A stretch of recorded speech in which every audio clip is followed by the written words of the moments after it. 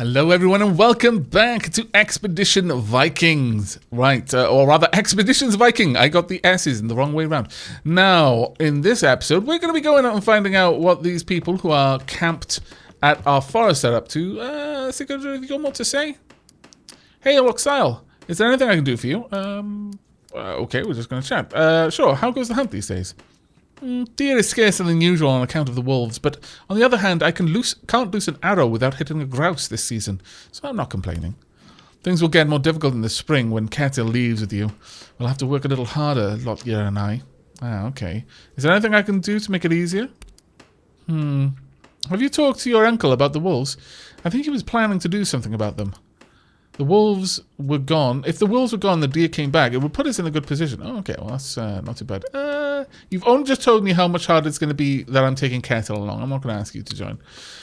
I've got to leave some people in the clan who know what to do. I've been thinking about getting some construction started. That's a good idea.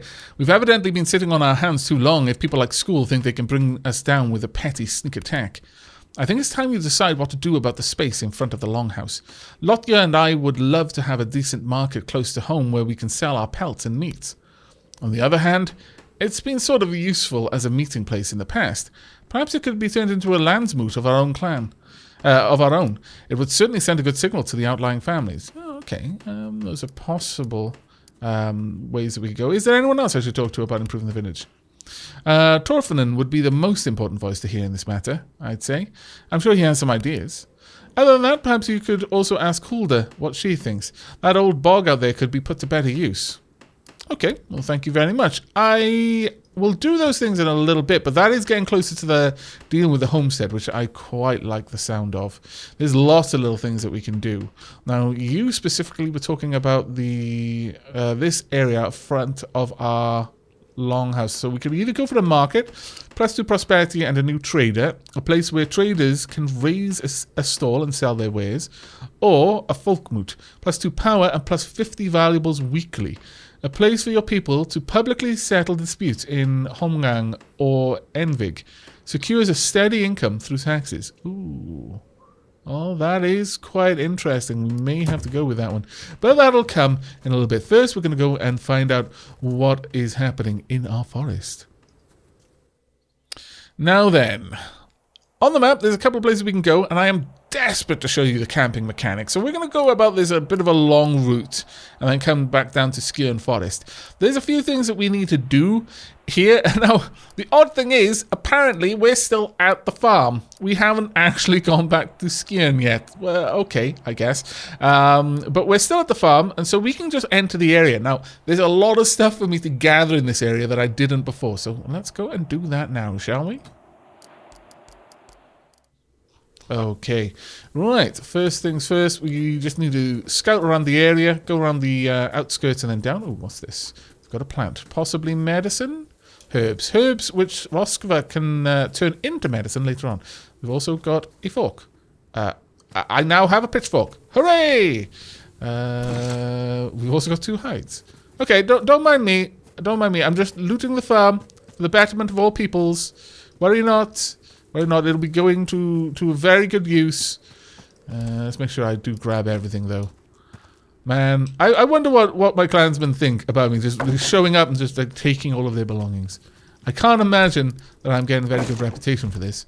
Perhaps I should have done this in the middle of the fight, because then it could be excused like, oh, well, you know, yeah, we did kind of bring this on ourselves. But now it's like, oh, yeah, you're going to make sure we're safe, are we? By taking all of our stuff. Yeah, I'm sure that's going to make the winter easy. I'll grab you. I will probably cut up most of this, I am imagining, because there's no real need to see every little bit of me looting a place. Ooh, okay, someone I can talk to. Well, this part isn't getting cut out then. Bjorn the... Skarfedinson. A solitary thrall is chopping firewood out on the outskirts of the farm. Hearing you approach, he puts down the axe and wipes the sweat from his brow. I think you must have gotten lost, travellers. There's no one left out here, not since... Wait, you're the Thane! Keen observation, dullard. No, that's right. You've come about the old man's sons, haven't you? I knew this was coming, as soon as I heard what they did. That's already been dealt with. What are you doing out here? He looks uncertain. Like the answer is too obvious. Well, chopping firewood? Please don't kill me. Listen, now that the chance has brought you here, may I propose a trade? A thrall proposing a trade? This should be good.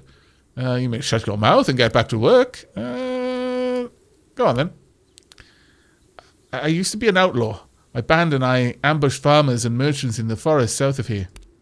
Before I was caught and enthralled, I hid my most valuable possessions. Among the stash was a claw of a bear, which once belonged to my wife. That trinket is the only thing I care about. If you'll find it for me, you can keep the rest. Where is the stash? It's down a well next to the old ruined house in the old forest, tied to a rope and weighed down with rocks. An old ruined house in the forest, okay.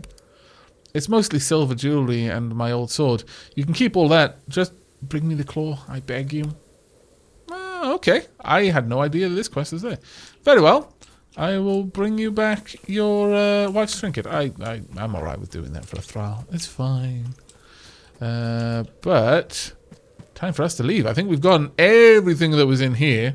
I'm fairly sure I've covered the entire map. In fact, can I see a map of this place? Yes. Yeah, I'm pretty sure I've covered everything at this point. Okay, well, let's move on then.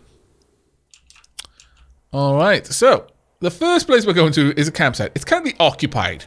Now, it's got medium food, bad shelter, but high security. Now, the security is how likely you are to find it. So, we're gonna be dropping in on some people who didn't really want to be found. And so it's gonna mean a fight. Oh, no, I don't want to enter the current area. I want to go over here. Go. Bump. Now, we're going to find out how Gunnar and Roskva fight. This should be good. Okay, so we're straight into combat. Now, let's have a look. Ooh, there's actually quite a lot of people here as well. This is not going to be a pushover. Certainly not. Decent terrain, but not too much cover for us around here, I'd say. Got some bushes.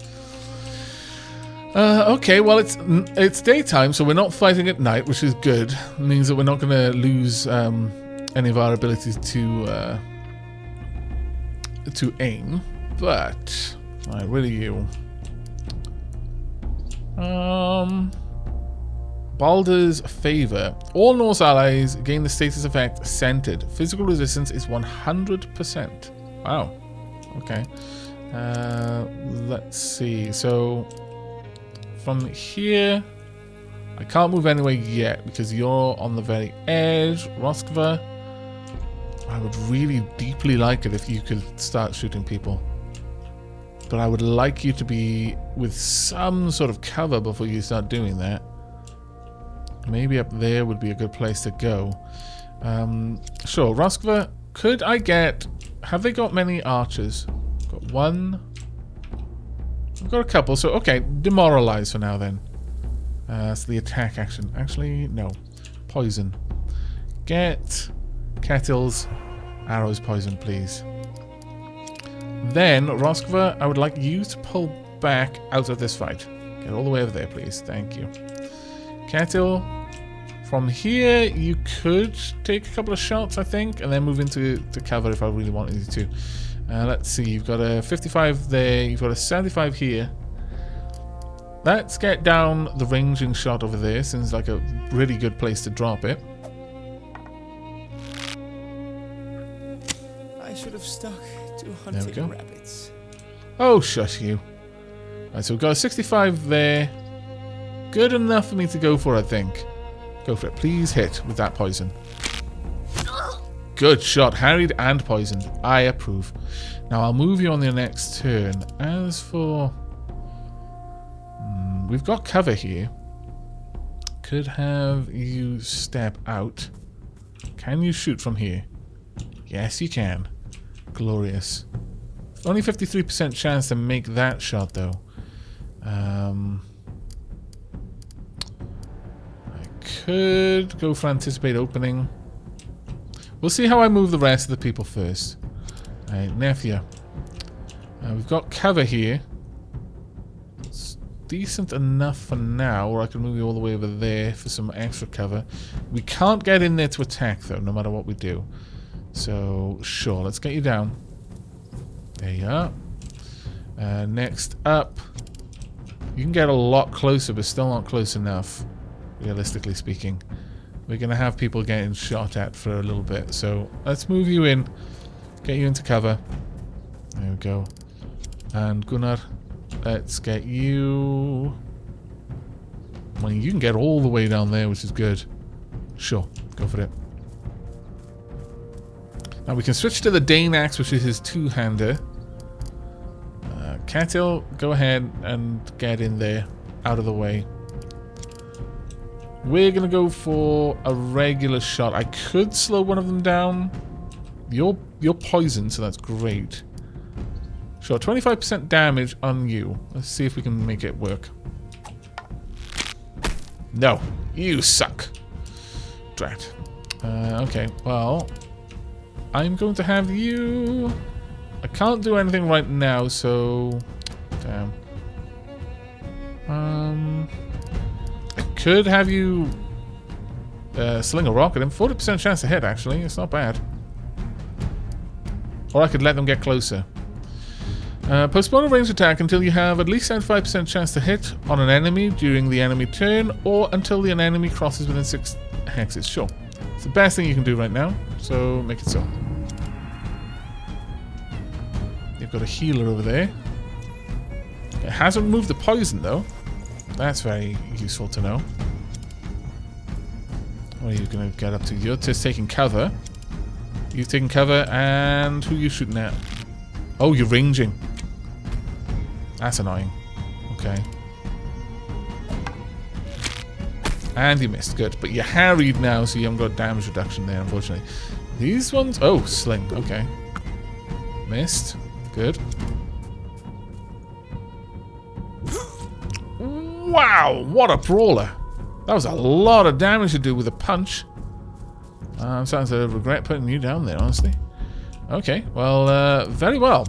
Could you demoralize people?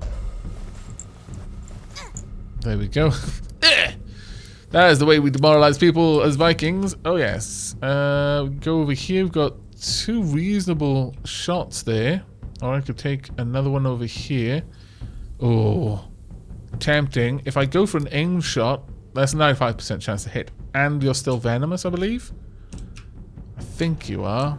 Well, let's hope, because this is going to be glorious if you can get their healer with poison.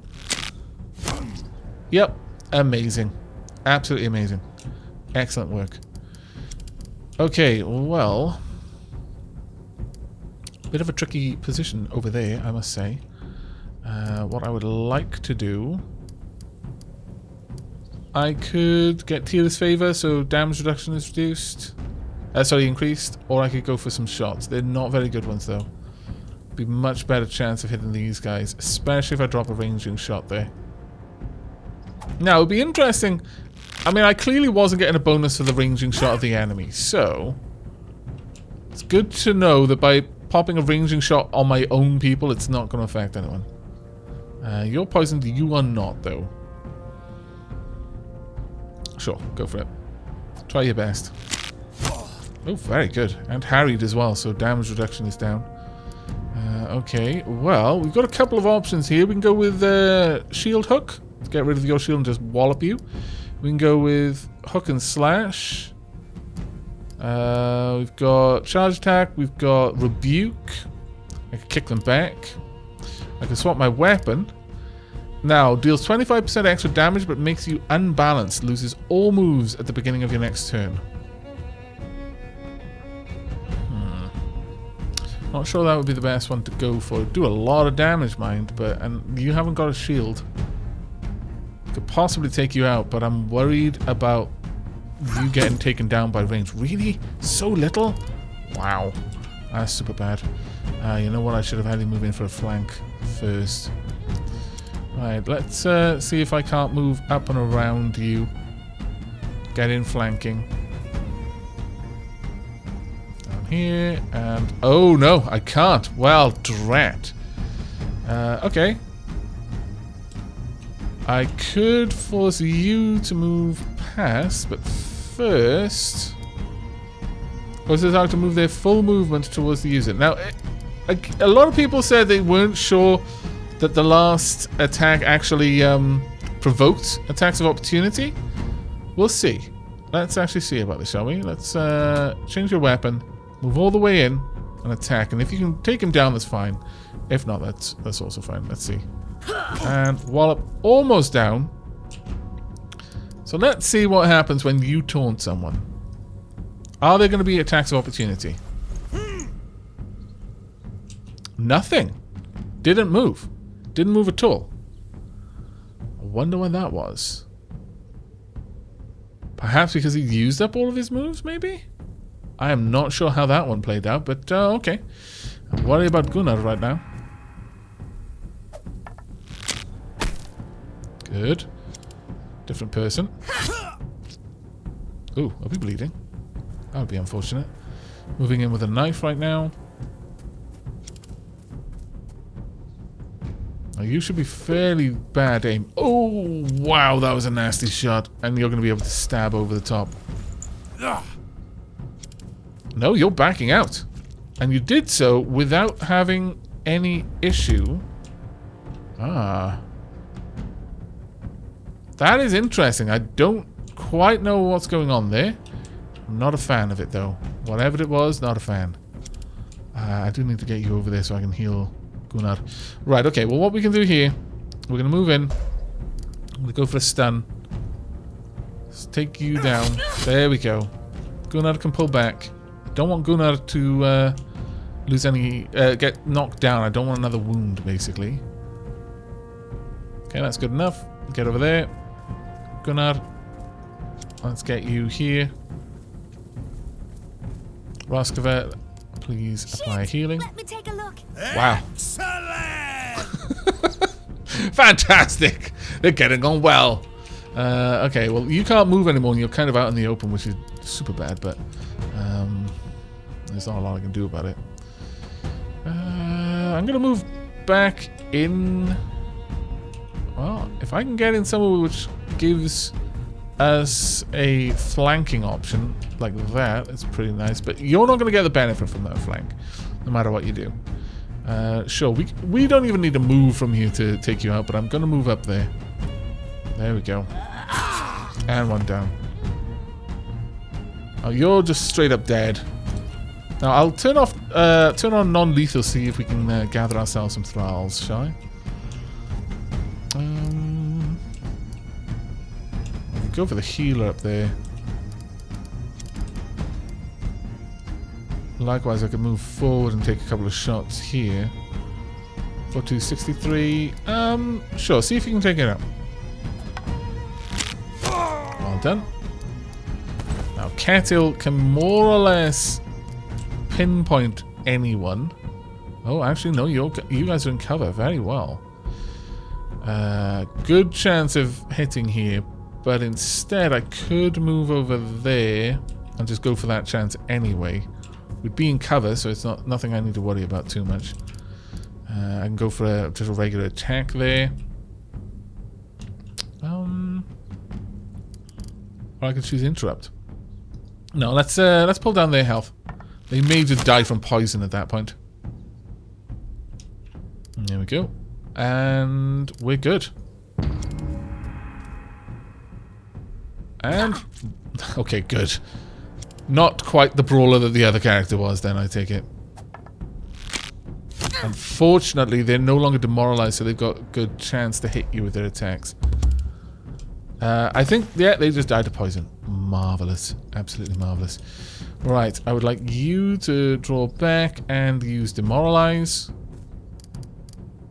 Because we can just use that whenever we want, which is amazing. Right, Catil, can you get a good shot? You can now. Glorious. Take it. That's amazing. 45 damage from that far. I approve. As for you, 65. Sure. Oh, scallywags. I could have... well, you'd have to get all the way around behind, which isn't really exactly what I would like. Instead, I'm thinking of having you move up in this direction, try and get closer to the enemy, perhaps. There's a possible one. Alternatively, I could just wallop you, take you out. No. You can't even get that. Damn blast. That is really unfortunate. I would very much like to be able to get around behind there, but okay. Looks like I'm just going to have you run up there then. Nefia can handle this person by themselves. They're not a deep threat. It's the rangers that are the real problem here for me, I would say. Let's get you up there. See what you can do. Now Nefia, hopefully, can step back into cover by doing this. So go ahead and whack them. Smack. And then step back. Good. In cover. I like it. And everyone else is in a good position? Very well. You could do nothing because everyone else is in cover. And... oh, you're just going for a heal. Very well. Kind of a wasted turn if you ask me, but okay. And... oh no, Kettle! Kettle has been left all alone! Scallywags. Yeah, sure. We can take you out and then Nephew can finish up from behind. Then Kettle's free to take a shot. Oh, once again, you failing me. Okay, well, let's just get in there. Nephew can probably take care of it. I failed myself, rather. There we go. Now, what I would deeply like is if you could get in there and get to the cover, but you can't, so we're just going to have to take a chance. Let's get down here and poison again. Because that, combined with aim, is fantastic. Can we take a shot on anyone? He's in cover. Where's the other one? You're fine. Was there anyone else? I'm sure there was. Oh no, that's two enemies over there. Of course, yeah. Sure. So hit the healer with poison, please. Where did all this blood come from? Oh. See, I'm fairly certain there's a bug there. I'm fairly certain that Cattle is saying the things that Cattle should be saying when bad things have happened to him. But it's not. He's doing amazingly well. Unless he's just really that peaceful. It's like, I don't like killing people. Please let me go back to killing rabbits. And yet, he seems pretty happy about the whole battle stuff, so I'm really not sure. Really not sure. There's nothing I can do here, really. I could get in there and possibly... no, I couldn't even get close enough to force a fight, so that's a big old nope. Let's get Nephew a little bit closer. There we go. Right, how's the enemy going to react? Going to go for a shot? Yes, actually. Oh, wow! That was an amazing shot. Absolutely fantastic. Well played. I could get over there and help out, but I'd rather not. Let's get down here instead and demoralize again. That is such a powerful ability. My goodness. Aim. Can we take him? Yes, probably can. He's in cover, that's fine. Let's go for you. Glorious. And now for me, I could just pull back here. And then I'm fairly certain, though, I'm not going to be able to hit either. No, I can take a shot here. Awesome. Okay, 33% chance, but I'll risk it for the biscuit. Good shot! My goodness. I approve. Can you get even remotely close? No, but you can get close enough to force them out of cover and also to force them to have to fight you on the next turn or use tactical moves to get out of the way. And so you can just move in straight away and go for a fight here. Can I use heavy swing? Yeah, we'll take them out. They'll have no damage reduction. There we go. Nephew, at this point you can just charge all the way up. There's probably not going to be anyone alive on the next turn, so it's fine. Oh, wow. Did a fair bit of damage there. And it's gushing blood from the poison, because, you know, the poison's actually bleeding. Only a 23% chance to take the shot, but sure, let's try. You might hit. No, you're more likely to hit Gunner. Oh my goodness. Crazy fool. Cattle, you've done so amazingly well. I feel that giving you the killing blow is important here. Now, it's time to see if we've increased our thralls at all by doing this.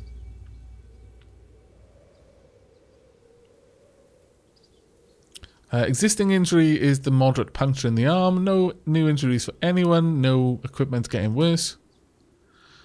And no, we have not increased the thrall. So there's almost no reason to keep people alive instead of just killing them in that regard. Now, camping. This is a part that I really super like about this game. Based on people's skills, you've got 4 shifts. Every person, unless they've got a certain trait, needs 2 shifts of sleeping, otherwise they'll be fatigued. And fatigue is probably one of the most serious injuries in this game because it affects so much stuff as a result until they can actually get asleep. We'll also see their mood, their general feelings. We've got all of these things down here: hunting, scouting, preserving, witchcraft, and guarding. Generally speaking, you need a certain amount of guarding per night to try and avoid being found out. Now, we've got a couple of little bits of information up here. The food that we've got that will tick down how much game is in the area. More game meat means more meat for your hunters to bring back, but you can drop. If you overhunt an area, you can permanently drop the food that's available there. Shelter, a measure of the campfire's exposure to the elements and the availability of the necessary resources to make a camp. A higher score means a better chance of becoming well rested. So we've got a very low chance here. Also, we've got security, how secure a campsite is, making it harder to attack and steal from. Assign someone to clean in the last shift to keep the site security from deteriorating. So that is definitely something we want to do.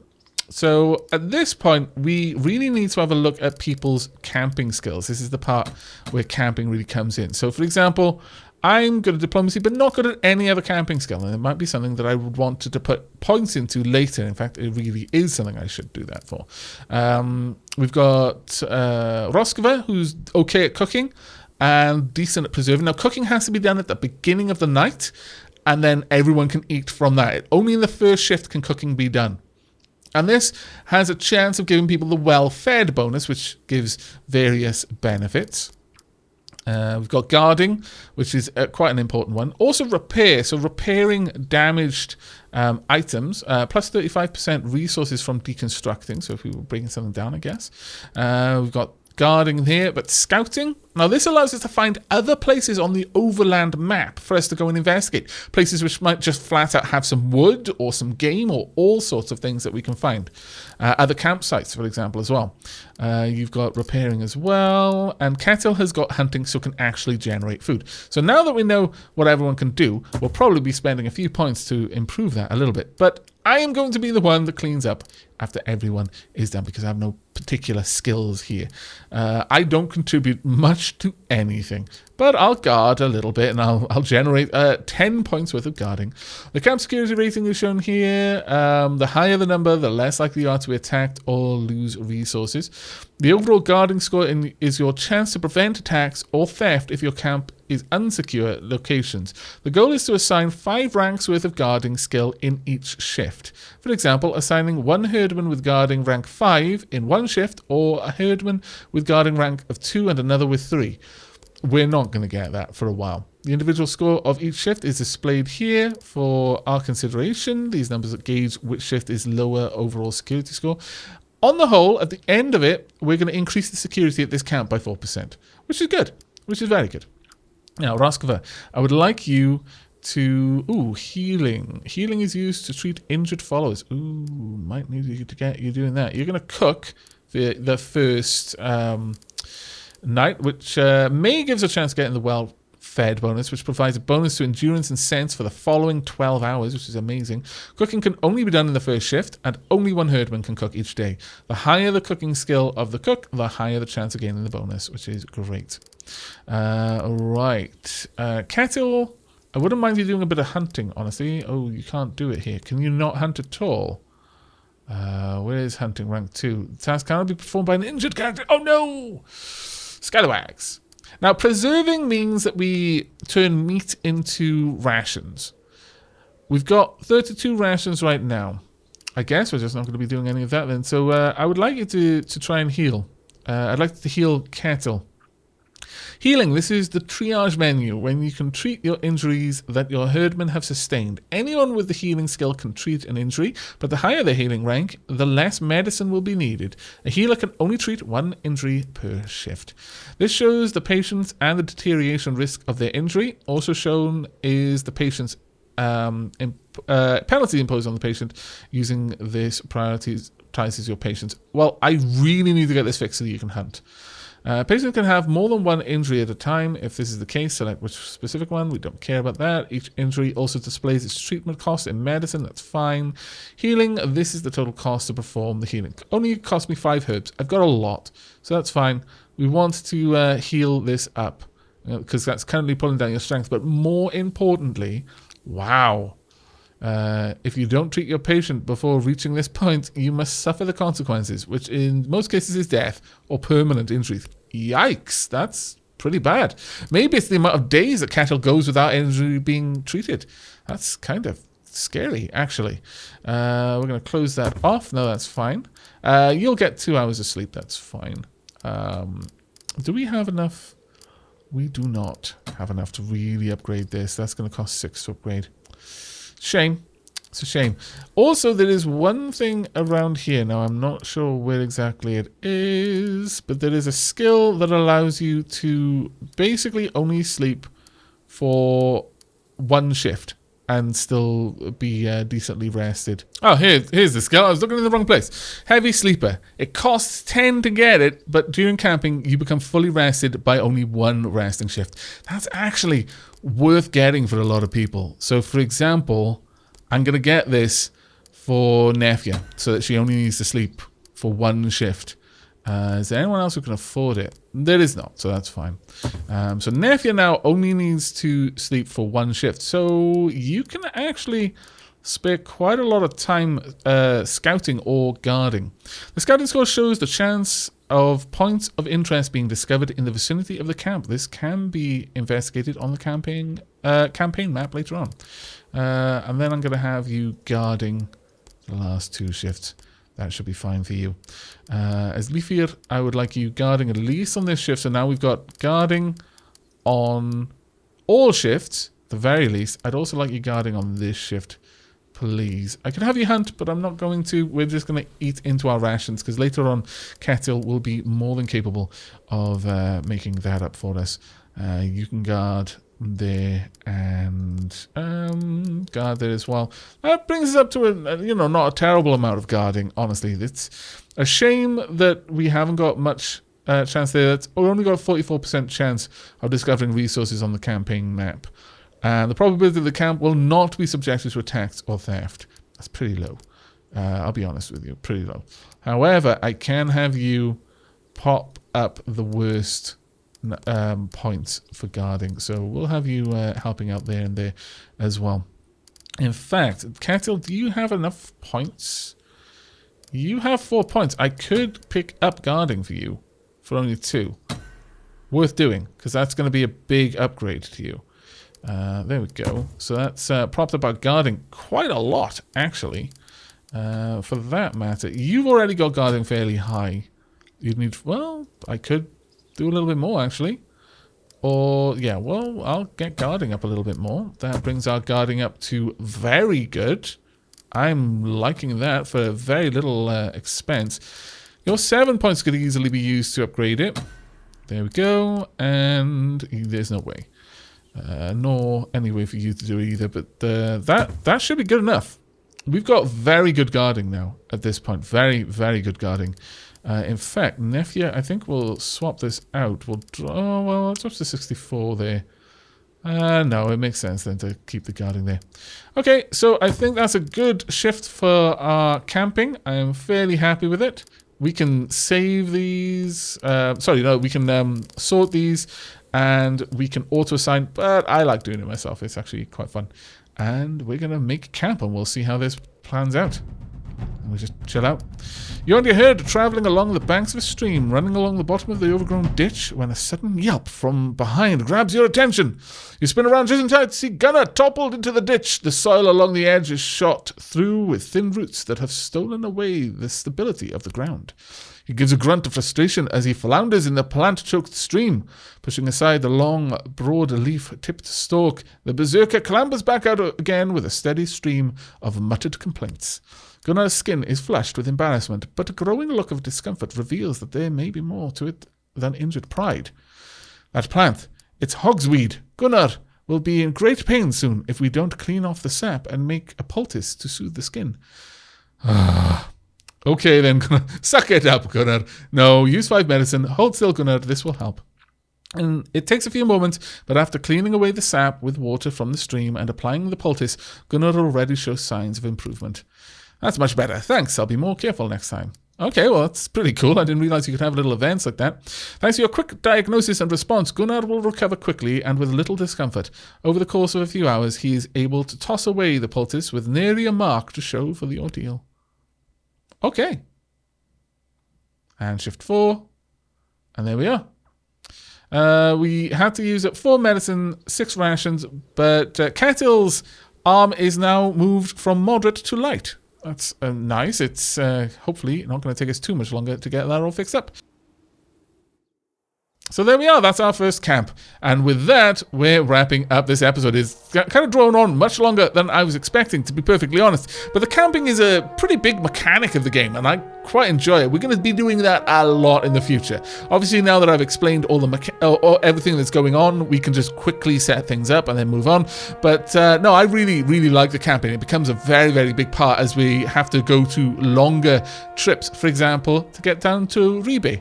But that is going to be it from me for now. I do hope you've enjoyed and will be joining me for the next. As ever, your feedback is warmly welcomed in the comments down below. But until next time, do remember to like if you liked, sub if you haven't, and I'll see you then. Do take care, everyone.